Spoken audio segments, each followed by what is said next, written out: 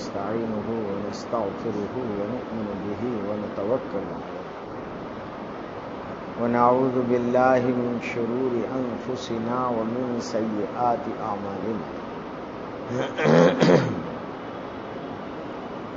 من يهده الله فلا مضل له ومن يضلله فلا هادي له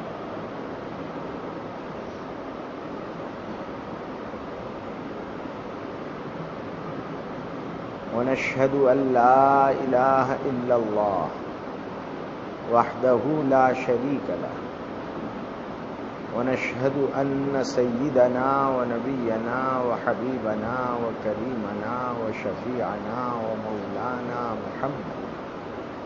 محمدا عبده ورسوله صلى الله تعالى عليه وعلى آله وأصحابه وبارك وسلم تسليما كثيرا كثيرا أما بعد فقد قال الله تعالى في كلامه المجيد أعوذ بالله من الشيطان الرجيم بسم الله الرحمن الرحيم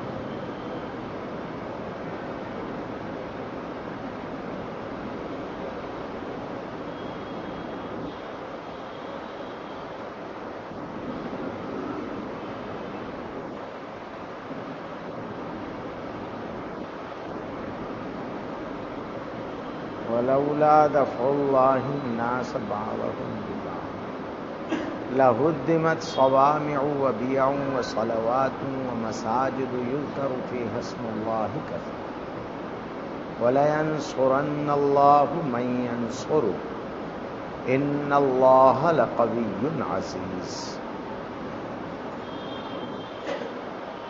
الذين إن مكناهم في الأرض أقاموا الصلاة وآتوا الزكاة وأمروا بالمعروف ونهوا عن المنكر ولله عاقبة الأمور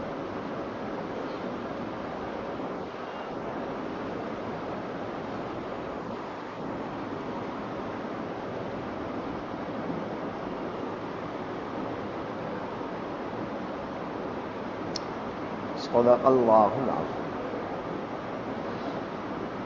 بزرگان محترم،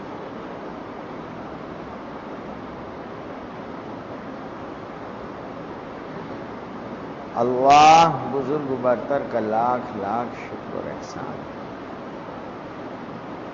انہوں نے ہمیں اپنے حبیب پاک جناب محمد رسول اللہ صلی اللہ علیہ وسلم کی وساطت سے اپنی ایک الگ شناخت، اپنی ایک پہچان، قومی بھی، مذہبی بھی، ایمانی بھی، روحانی بھی،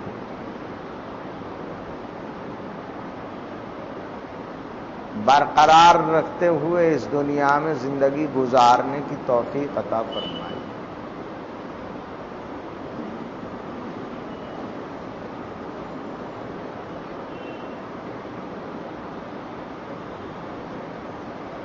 ایمان دل کے نور کو کہتے ہیں اور انسان کا جسم دل سے چلتا ہے. جب دل میں نور ہوگا تو اعضاء سے سرزد ہونے والے اعمال میں، اخلاق میں، افعال میں، اقوال میں یعنی باتوں میں بھی نور ہو. جب دل کالا ہوگا تو اعمال، اخلاق، اقوال، افعال جو کچھ بھی ہوں گے یعنی جو بھی وہ کرے گا، جو کچھ بھی وہ کہے گا، دل کے کالے پن کا اثر اس میں ضرور آئے گا.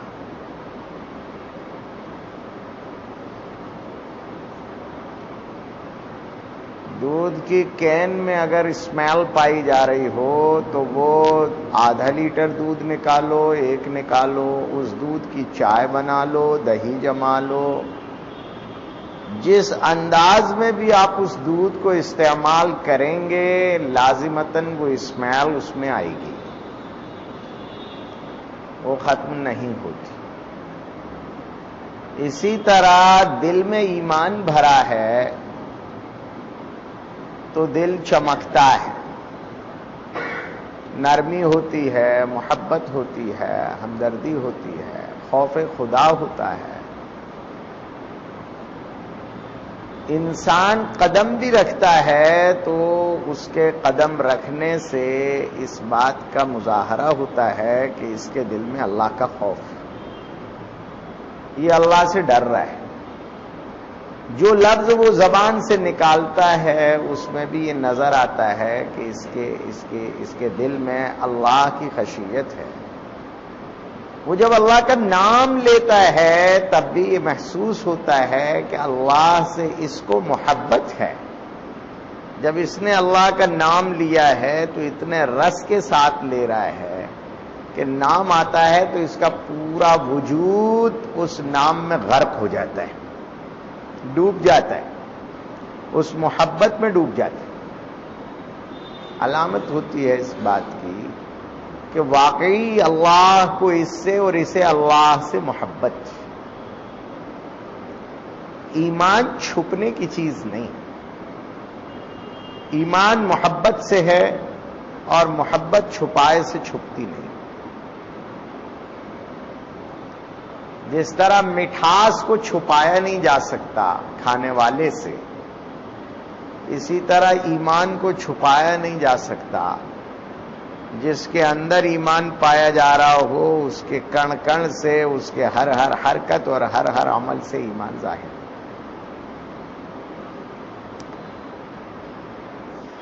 پھر اسے اسلام دیا گیا ہے، اسلام اعمال سے بنتا ہے، نماز ہے، روزہ ہے، زکوٰۃ ہے، حج ہے، انسانیت کی خدمت ہے، جتنے قریبی انسان ہوں ان کے حقوق ہیں، ان کی ذمہ داریاں ہیں، ان کی کفالت ہے، ان کا نان و نفقہ ہے، ماں باپ ہیں، اپاہج لوگ ہیں، بھائی بہن ہیں، رشتہ دار ہیں، بیوائیں مطلقائیں ہیں، غریب ہیں، نادار لوگ ہیں، یتیم مسکین ہیں، ان سب کے حقوق کی ادائیگی اور ان سب کا پالن پوشن، یہ سب داخل ہے اسلام میں۔ صفائی ستھرائی ہے اپنی، اپنے گھر کی، اپنے بستر کی، اپنے کمرے کی، اپنے مکان کے انگنے کی، اپنی گلی اور کوچے کی، اپنے شہر کی، ہر اعتبار کی صفائی اور ستھرائی اس میں داخل ہے۔ معاملات کی صفائی داخل ہے، یہ سب اسلام میں آتا ہے۔ آدمی اسلام پر عمل کرتا ہے تو وہ نماز پڑھنے کے لیے مسجد جائے گا، رمضان آئیں گے تو روزہ رکھے گا، سال پورا ہوگا تو باقاعدہ زکوٰۃ دے گا، حج کا موسم آئے گا تو وہ حج کرنے کے لیے مکہ مکرمہ جائے گا۔ یہ جو سفر اس کا ہو رہا ہے ساری دنیا دیکھ رہی ہے، سب دیکھ رہے ہیں کہ یہ اپنے مال میں سے باقاعدہ حساب لگا کے 2.5% زکوٰۃ نکال رہا ہے، سب دیکھ رہے ہیں کہ یہ سفر کر کے حج میں جا رہا ہے، سب دیکھ رہے ہیں کہ یہ دکان چھوڑ کر، کاروبار چھوڑ کر، کام چھوڑ کر مسجد کی طرف بھاگتا ہے اور وہاں جا کر یہ نماز پڑھتا ہے، پھر واپس آتا ہے، 1 گھنٹے 2 گھنٹے کے بعد پھر جاتا ہے، پھر وہاں منہ ہاتھ دھوتا ہے، وضو کرتا ہے، پھر نماز پڑھتا ہے، پھر آتا ہے۔ اس کو زمانہ دیکھتا ہے، نظر آتی ہیں یہ چیزیں۔ اس مسلمان کو دوسروں سے الگ کیا گیا ہے، اس کی پہچان دی گئی ہے، یہ اس کی علامات ہیں، نشانیاں ہیں اس کی کہ مسلمان کیسا ہوگا۔ مخلصین لہ الدین حنفاء، جو سب کر رہے ہیں یہ اس سے الگ کر رہا ہو۔ پھر اس اسلام کو کچھ علامات دی گئی ہیں کچھ شعائر دیے گئے ہیں. شعار علامت کو کہتے ہیں. مسلمان اپنے رب کا ادب کرتا ہے. مشرقی تہذیب میں ادب کے لیے سر ڈھانکا جاتا ہے، اور مغربی اور یورپین تہذیب میں ادب کے لیے سر کھولا جاتا ہے. اس لیے وہاں سیلوٹ کرنے کے لیے ہیٹ اتارا جاتا ہے اور یہاں سر ڈھانکا جاتا ہے. اسلام مشرق میں آیا تھا اور پھر عالم میں پھیلا ہے. اس نے مشرقی تہذیب کی وکالت نہیں کی ہے، بلکہ مشرقی تہذیب کو فطرت انسانی کے مطابق بتایا ہے، اور یہ کہا کہ جب تم بڑے کا ادب کرتے ہو تو سر ڈھانکتے ہو، تو تمہارا بڑا، سب سے بڑا اللہ ہے، وہ تمہارا مالک، معبود، اور وہ ہر جگہ موجود. جب ہر جگہ موجود ہے تو تم رہو سر ڈھانک کر رہو. مسلمان کو سر ڈھانکنا سکھایا گیا. گھر میں ہے، گھر کے کام کاج میں ہے. حین تضعون ثیابکم من الظہیرہ ومن بعد صلاۃ العشاء ثلاث عورات لکم. گھر میں ہیں تو جب کپڑے کم رہ جاتے ہیں، سونے کے کپڑے کم رہ جاتے ہیں بنسبت باہر نکلنے کے کپڑوں کے، تو وہاں سر کھول بھی دیا جاتا ہے. لیکن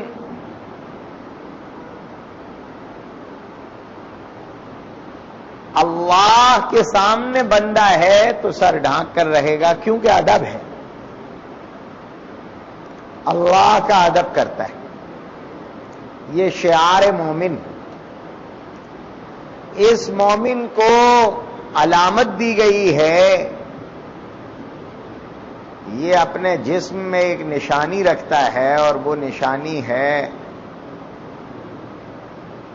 ختنوں کی. کتنے سارے امراض سے بچایا ہے وہ تو میڈیکل سائنس بتاتی ہے، لیکن اسلام نے اس کو شعار قرار دیا ہے، اپنی علامت اور اپنی پہچان قرار دیا ہے. یہ ایک پہچان ہے.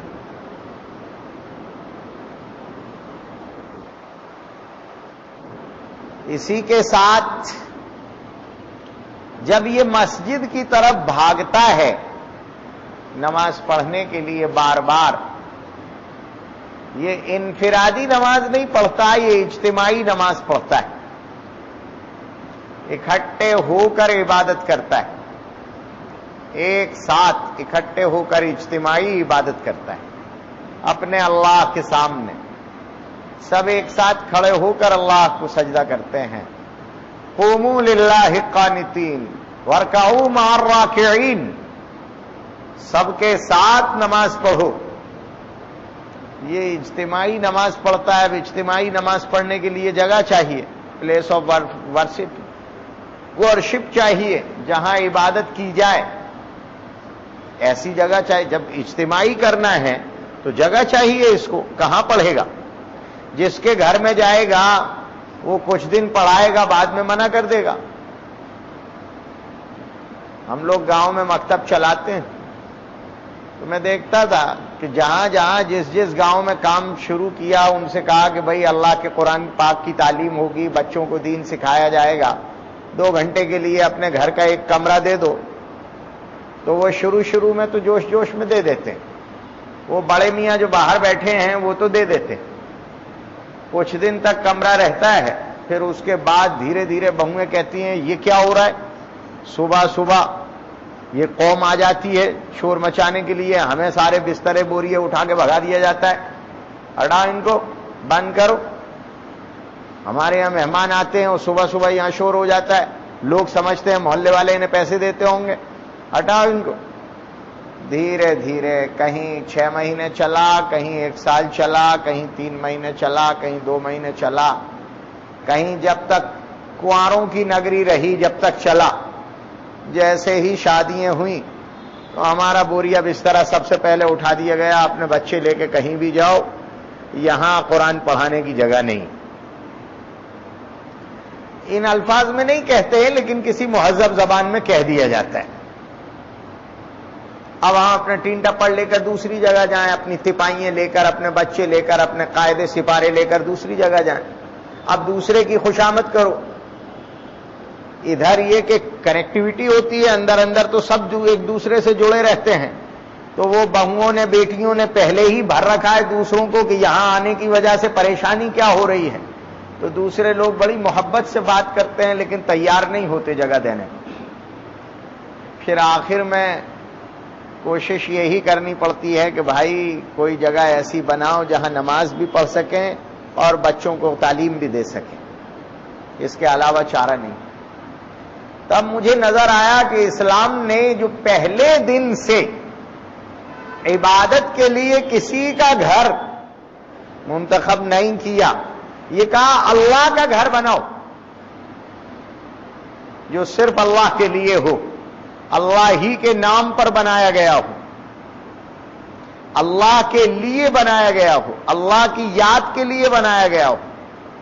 ان المساجد للہ, دنیا میں جہاں جہاں بھی سجدہ کرنے کی جگہ ہیں, مساجد ہیں, وہ صرف اللہ کے لیے, وہ صرف اور صرف اللہ کے لیے. جس مذہب کی کتاب میں پوری دنیا میں پائی جانے والی مساجد میں جانے کا حکم دیا گیا ہو اور جانے سے روکنے والوں کو دنیا کا سب سے بڑا ظالم کہا گیا ہو, ان مساجد کو صاف اور پاک رکھنے کی تعلیم دی گئی ہو. ان طہر بیتی للطائفین والعاکفین والرکع السجود, نماز پڑھنے والوں کے لیے اس کو پاک اور صاف کرنے کا حکم دیا گیا ہو. جس نبی نے مسجد جھاڑنے اور صاف کرنے والے کے ایمان کی شہادت دینے کا حکم دیا ہو, جس قرآن میں مساجد کی نسبت اللہ عز و جل کی طرف کی گئی ہو اور یہ کہا گیا ہو کہ یہ اللہ کے گھر ہیں. فی بیوت اذن اللہ ان ترفع ویذکر فیہا اسمہ یسبح لہ فیہا بالغدو والآصال, وہ گھر جن کو بنایا ہی اس لیے گیا ہے, اللہ نے حکم دیا ہے کہ ان گھروں میں اللہ کی عبادت کی جائے, اللہ کا نام بلند کیا جائے, اللہ کا ذکر کیا جائے, صبح و شام اس کی تسبیح کی جائے. جن گھروں کی اتنی زیادہ تاکید آئی ہو, اس سے اندازہ ہوتا ہے کہ اس قوم کے لیے اور اس مذہب کے لیے اس جگہ کی اہمیت کتنی ہوگی. جس نبی نے مکہ مکرمہ چھوڑنے کے بعد جہاں کائنات کی سب سے پہلی مسجد, سب سے پہلی عبادت گاہ, ان اول بیت وضع للناس, دنیا کا سب سے پہلا وہ گھر جو لوگوں کی عبادت کے لیے بنایا گیا تھا, دنیا لوگوں کی ہدایت اور برکت کا سبب, جب اس گھر کو چھوڑا ہے مسلمانوں نے ہجرت کے وقت میں جناب محمد الرسول اللہ صلی اللہ علیہ وسلم کے حکم پر, اور حضور خود تشریف لے گئے ہیں ہجرت کر کے مدینہ منورہ, تو 8 دن بھی حضور بغیر مسجد کے رہنے کو تیار نہیں. 8 دن بھی مختصر سا قیام بقیع میں ہوا ہے, وہ اس قباء میں مختصر سا قیام مدینے جاتے ہوئے, لیکن اس درمیان رسول اکرم صلی اللہ علیہ وسلم نے سب سے پہلے مسجد بنا دی, سب سے پہلے اللہ کی عبادت کی جگہ بنی, پہلے مسجد بنائی. مدینہ مسجد نبوی بعد میں بنی ہے, پہلے مسجد قباء بن گئی. پھر مدینہ منورہ میں پہنچنے کے بعد سب سے پہلے زمین خرید کر مسجد بنائی گئی. بہت لوگ تھے دان دینے والے, لیکن سبق یہ دینا تھا کہ مسجدیں ہر ایک زمین پر نہیں بن جایا کرتی. جب پیغمبر زندہ ہیں, عجیب بات ہے, مسجد نبوی کو جب خریدا گیا تھا اس کی زمین کو، تو نبی اکرم صلی اللہ علیہ وسلم کے پاس اس وقت پیسے نہیں تھے. جن بچوں کی وہ زمین تھی وہ دان دینا چاہتے تھے. حضور اکرم صلی اللہ علیہ وسلم نے وہ دان بچوں کی طرف سے قبول نہیں کیا. بچے تھے، یتیم بچے تھے. صدیق اکبر رضی اللہ تعالی عنہ نے دینا چاہا کہ اپنی طرف سے رقم ادا کر دیں. حضور نے فرمایا ایک کام کرو، تم مجھے قرض دو، میں اس سے یہ زمین خریدتا ہوں، اور قرض لیا ہے تو میں تمہیں یہ قرض واپس کروں. رہتی دنیا تک یہ پیغام دے دیا گیا کہ مسجد کی زمین خریدنا اتنا افضل ہے کہ پیغمبر اپنے ہوتے ہوئے دوسرے کو گوارا نہیں کرتے، اس سب سے بڑی فضیلت اور عبادت کے لیے اپنے آپ کو منتخب کرتے ہیں. حضور اکرم صلی اللہ علیہ وسلم جب پیغمبر موجود ہو تو اللہ کا گھر بنانے کے لیے، اللہ کا گھر بنانے کی زمین کے لیے سب سے پہلا پیسہ پیغمبر کا لگے گا. پیغمبر کے پاس جو پیسہ ہوگا اس سے زیادہ افضل کس کا؟ حضور نے خود خرید، اور پھر مسلمان جس محلے میں گیا، جس بستی میں گیا، وہاں اپنی مسجد بنائی. خود رسول اکرم صلی اللہ علیہ وسلم کے زمانے میں مسجد نبوی کے علاوہ اپنے اپنے قبیلے جو جہاں بسے ہوئے تھے ان سب کی مساجد موجود تھیں. ہر ایک نے، محلے والوں نے، بستی والوں نے، قبیلے والوں نے اپنی اپنی مسجد بنا رکھی تھی جہاں وہ عبادت کر رہے تھے. جمعہ البتہ مسجد نبوی میں ہوتا تھا، لیکن مساجد موجود. پھر امت مسلمہ 1400 سال میں جہاں گئی، جہاں گئی، پہاڑوں سے گزری تو وہاں مسجد بنائی،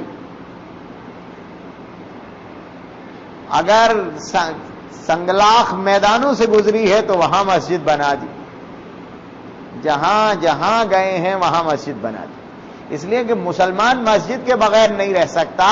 مسلمان تو بھاگ بھاگ کر اللہ کی طرف جاتا ہے. اب یہاں اللہ کا کوئی آکار نہیں ہے، اللہ نراکار ہے، تو اللہ کی ذات کو ڈھونڈے کیسے ہو؟ تو اسے اللہ کا گھر دیا گیا ہے. یہ گھر جو اللہ کی طرف منسوب ہیں، اس گھر میں چلے جاؤ، یہ خالص اللہ کے لیے بنے ہیں، اللہ ہی کے نام کے ہیں. بستی میں سب کے ناموں کے گھر ہوں گے، یہ گھر اللہ کے لیے ہوگا. یہاں صرف اللہ کی عبادت ہوتی ہے، اللہ کی بڑائی اور کبریائی کو اور بزرگی کو بیان کیا جاتا ہے. یہاں بڑے بڑے آ کر اللہ کے سامنے ہاتھ پھیلاتے ہیں، اللہ کے سامنے گڑ گڑاتے ہیں، اللہ کے سامنے سجدہ ریز ہوتے ہیں اور ناک رگڑتے ہیں. یہاں سے عبادت اوپر جاتی ہے اور اللہ کی توجہ اور اس کی رحمت نیچے اترتی ہے. یہ وہ مرکز ہے جہاں سب اللہ سے مانگنے آتے ہیں. یہ مانگنے کی جگہ ہے، یہ اللہ کی پناہ کی جگہ ہے. اسی لیے صحابہ فرماتے ہیں کہ ہمارے زمانے میں اگر ذرا آندھی بھی چلتی تھی تو ہم مسجد کی طرف بھاگتے تھے، مسجد کی طرف بھاگتے. ذرا سورج گرہن ہوا تو مسجد کی طرف دوڑ پڑے، چاند گرہن ہوا تو مسجد کی طرف دوڑ پڑے، آندھی آئی تو مسجد کی طرف دوڑ پڑے، ذرا خطرناک سی آواز آئی تو مسجد کی طرف دوڑ پڑے. کچھ بھی ہوا تو مومن دوڑتا ہے اپنے اللہ کی طرف، اللہ کا گھر تلاشتا ہے. تو جہاں اس کو رب کا آکار نہیں دیا گیا ہے کہ وہ مورتی بنا کر رکھے اور کسی میٹل میں، کسی مادے میں، کسی میٹیریل میں وہ اللہ کو اتارنے کی کوشش کرے. اللہ عظیم ذات رکھتا ہے، وہ کسی میٹیریل میں نہیں اتر سکتا. تو پھر وہ اللہ سے کیسے ملے، کہاں جائے؟ تو اس کو ایک بڑا گھر دیا گیا ہے، اور یہ سارے گھر چھوٹے چھوٹے اس بڑے گھر کی طرف منسوب کر کے اللہ کے گھر بنا کر دیے گئے ہیں. اللہ عز و جل نے انہیں اپنا گھر کہا ہے. یہ شعائر اسلام میں داخل، اسلام کی علامات ہیں. یہ رہیں گے تو اسلام رہے گا، ختنہ رہے گی تو اسلام رہے گا، نماز مسجد رہے گی تو اسلام رہے گا. اذان رہے گی تو اسلام رہے گا، کعبہ رہے گا تو اسلام رہے گا. یہ علامات ہیں جو نظر آتی ہیں، نشانیاں ہیں. یہ انہی میں سے ایک نشانی اذان کی ہے. اسی لیے ہم اذان پکار کر دیتے ہیں، اذان پکار کر دیتے ہیں. جن اذان سے تکلیف ہو رہی ہے وہ اذان کے خلاف اذان سے زیادہ پکارتے ہیں. یہ کیا ہے تماشا بھائی کہ شور مت کرو، یہ کہنے کے لیے لوگ اس سے زیادہ شور کرتے ہیں جو پہلے سے ہو رہا ہے. پہلے اپنا شور تو بند کرو. ہمیں تو کہا گیا تھا کہ امام خطبہ دے رہا ہے، اس وقت میں اگر کوئی بات کر رہا ہو تو اسے آپ بند بھی نہ کریں، اس کو چاہیے خاموش رہے، لیکن ہم اپنی زبان سے اسے بند نہیں کریں گے ورنہ دوہرا شور ہو جائے گا. تو شور کو بند کرنے کے لیے دوسرا شور ایجاد نہیں کیا جاتا. اگر کوئی ایسا کر رہا ہے تو معلوم ہوتا ہے وہ شور کو بند کرنا نہیں چاہتا، شور بند کرنا نہیں چاہتا، وہ کچھ اور بند کرنا چاہتا ہے. اذان ایک پیغام، اذان اللہ کی بڑائی کو اور اس کی کبریائی کو بیان کرتی. جس اللہ کو ساری کائنات بڑا مانتی ہے، اذان اس کی بڑائی کو بیان کرتی ہے. اذان صلاح اور فلاح کی طرف مومنین کو بلاتی ہے، بلکہ پوری دنیا کو اللہ کی بڑائی کی دعوت دیتی ہے، صلاح اور فلاح کی دعوت دیتی ہے. یہ اذان شعار مومن ہے. چونکہ یہ ایمان لایا ہے اس لیے اللہ نے اس کو اپنا چپراسی اور منادی بنایا ہے کہ تم پکارو، ہماری بڑائی کو پکارو، ہماری یکتائی کو پکارو کہ ہم اکیلے ہیں. جناب محمد الرسول اللہ صلی اللہ علیہ وسلم کی رسالت کا اعلان کرو، صلاح اور فلاح کا اعلان کرو. یہ دنیا فلاح کو ڈھونڈتی پھرتی ہے، اس کو بتاؤ کہ فلاح کہاں ملتی ہے، کامیابی کہاں ملتی ہے، اس کو بتا دو. یہ اعلان کرو لوگوں میں. جو بھٹکتے پھر رہے ہیں ایک دن تلاشتے واپس آئیں گے، تو تم کم سے کم اعلان کرنے والے موجود تو رہو گے، موجود تو رہو گے. اذان شعار ایمان. اذان موجود ہے، مسجد موجود ہے، کعبہ موجود ہے، یہ موجود ہیں. یہ شعائر میں سے، صفا مروہ شعائر میں سے ہے، کعبۃ اللہ شعائر میں سے ہے. یہ سب علامات اسلام ہیں جو دنیا میں پائی جاتی. یہ مومنین کی پہچان ہے. پوری دنیا میں جہاں رہیں گے اپنی پہچان کے ساتھ رہیں گے. اس پہچان کو مٹایا نہیں جا سکتا. یہ پہچان اگر مٹ گئی تو پھر ایمان کو برقرار رکھنا مشکل ہو جائے گا. اس لیے ہم اپنی پہچان مٹا کر زندگی گزاریں، یہ ہمیں گوارا نہیں ہے. ہم جہاں بھی رہے ہیں دنیا میں 1400 سال سے اپنی پہچانوں کے ساتھ رہیں. اور پہچان اس لیے کہ اللہ کو سب مانتے ہیں، ہم اسی کی بڑائی تو بیان کرتے ہیں. جس اللہ کو پوری کائنات مانتی ہے ہم اسی کو سجدہ کرتے ہیں، اسی کے سامنے گڑ گڑاتے اور روتے ہیں، اسی سے دعا کرتے ہیں. جو اس پورے برہمانڈ کو چلاتا ہے ہم اس رب کو مناتے ہیں، اسی کو پکارتے ہیں. ہم اپنے آپ کو اگر ختم کر دیں گے، اپنی پہچان ختم کر دیں گے تو یہ دنیا مٹ جائے گی. اس دنیا میں اس بڑے اللہ کو کوئی پکارنے والا نہیں بچے گا. ہم اپنی پہچانوں کے ساتھ جی. تو مسجد ہو یا اذان ہو، یہ ایمان کی اور مومنین کی پہچان ہے، ہم اسے ختم نہیں کر سکتے. حالات ہیں، آتے ہیں. اس وقت میں ایک حال آیا ہوا ہے، ایک جنون سا سوار ہے. صرف ایک سرسوں کا کھیت بنا دو، اس باغیچے کے سارے پھول ختم کر دو. یہ باغیچہ جس مالی نے لگایا ہے وہ اللہ ہے. اس نے اس زمین کو ایسا بنایا ہے کہ پوری دنیا سے آنے والے پھل یہاں اللہ کا شکر ہے لگ گئے.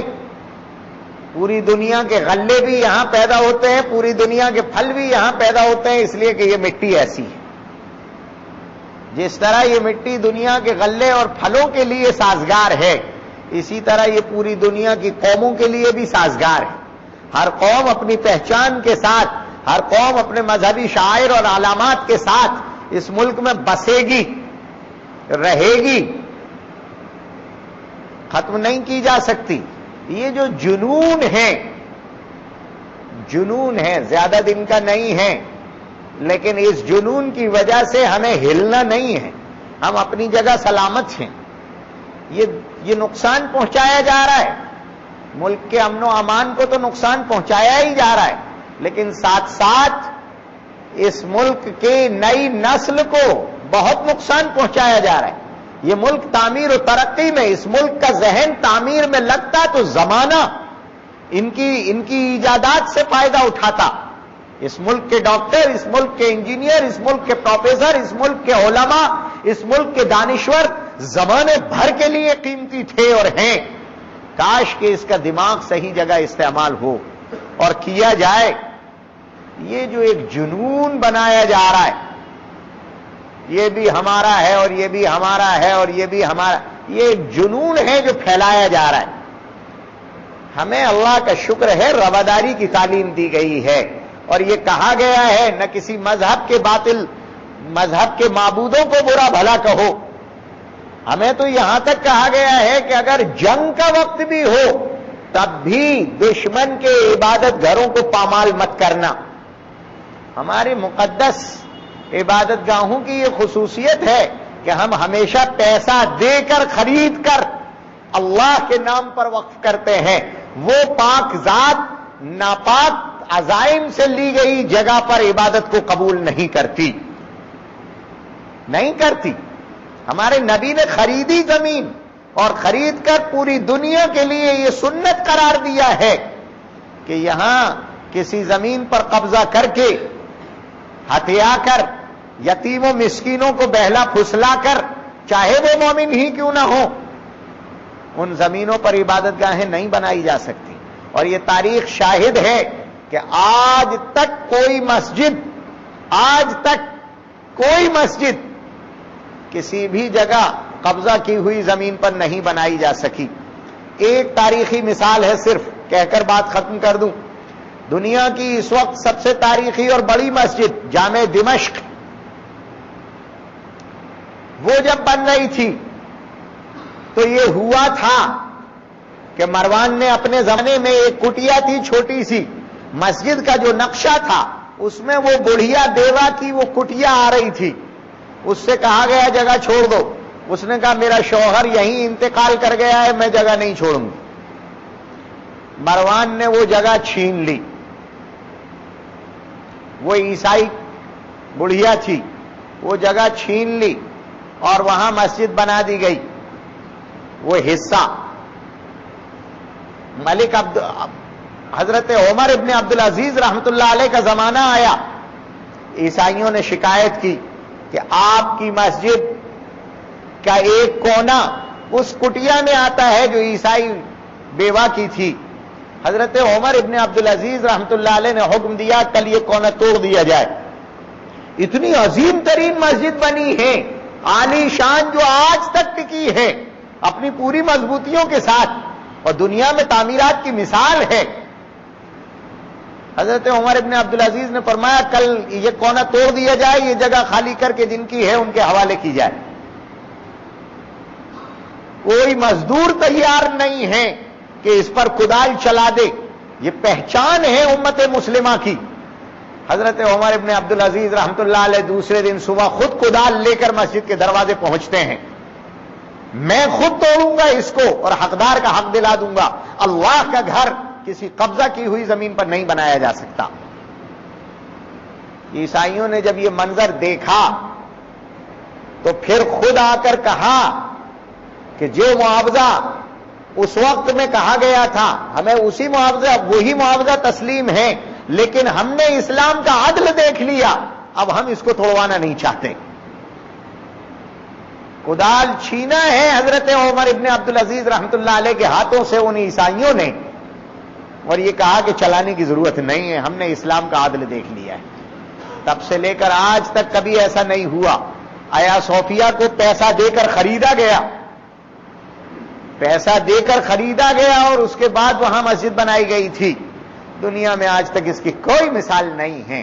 ہم اپنے اللہ کی پاکیزہ خدا کی پاک خدا کی پاکیزہ عبادت کے لیے ناپاک عزائم کے تحت جگہ نہیں لیا کرتے. ہمیں اللہ کی عبادت کرنی ہے اپنی آخرت اور اپنی قبر سنوارنے کے لیے، اپنے اللہ کو اپنی طرف متوجہ کرنے کے لیے اور اس کے رحم کرم کی بھیک مانگنے کے لیے. ظاہر ہے کسی کا دل دکھا کر، کسی کو ستا کر ہم اپنے رب اکرم کی، اس رب اکرم کی جس کے نبی نے اس کے بعد میں فرمایا تھا ارحموا من فی الارض یرحمکم من فی السماء، تم زمین والوں پر رحم کھاؤ تو آسمان والا تم پر رحم کرے گا. تو آسمان والے کے رحم کے لیے ہم کسی زمین والے کو تکلیف دے کر کبھی مساجد نہیں بنایا کرتے.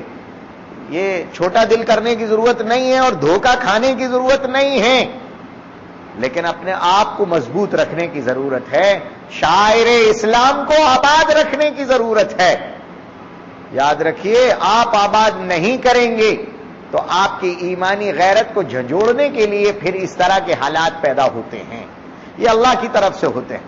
ظہر الفساد فی البر والبحر بما کسبت ایدی الناس، بر و بحر میں جو فساد پھیلتا ہے وہ لوگوں کے اعمال کی وجہ سے پھیلتا ہے. ضرورت ہے کہ ہم توبہ کریں، ضرورت ہے کہ ہم فجر سے لے کر عشاء تک مساجد کو آباد کریں، اللہ کی عبادت کریں، ان شعائر اللہ کے تقدس کو اور عظمت کو سمجھیں اور اس کو کلیجے سے سینے سے لگائیں اور اس کی قدر کریں کہ اللہ نے اپنے گھر میں آنے کی ہمیں توفیق دی ہے، بلایا ہے.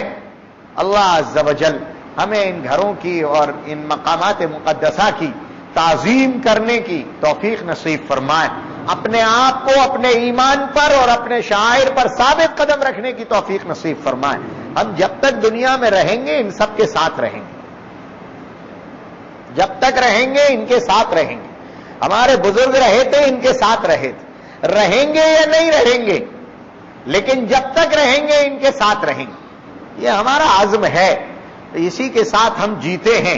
اس لیے کہ ہم یہ مانتے ہیں کہ یہ مساجد اللہ کی رحمت کے ٹاور ہیں، یہ رہیں گی اور ان میں عبادت ہوگی تو پورے علاقوں پر اللہ کی رحمت برستی رہے گی. بچے ہوں، بوڑھے ہوں، جانور ہوں، انسان ہوں، سب پر اللہ کا رحم اترے گا ان میں عبادت کی وجہ سے. ہم پوری انسانیت کے لیے رحمت کے اور رحم کے امیدوار بن کر ان مساجد کو آباد رکھنے کی کوشش کرتے ہیں. جب سے امت نے ان کو آباد نہ کیا آج امت بھی اللہ کے رحم سے دور ہوتی چلی جا رہی ہے، اور اگر وہ رحم کی مستحق بننا چاہتی ہے تو اس کا تقاضا یہی ہے کہ وہ اللہ کے ان گھروں کو آباد کرے، یہاں ناک رگڑے اور روئے اور گڑ گڑائے اور اللہ سے مانگے اور ان کی عظمت کو دوبارہ آباد کرے. جتنی عظمت دلوں میں ہوگی، جتنا احترام دلوں میں ہوگا اور جتنی ان کی آبادی ہوگی اتنا ہی اللہ دنیا میں سرسبز اور شاداب رکھے گا. اللہ عز و جل ہمیں قدردانی کی توفیق نصیب فرمائے. آمین. وآخر دعوانا الحمدللہ رب العالمین.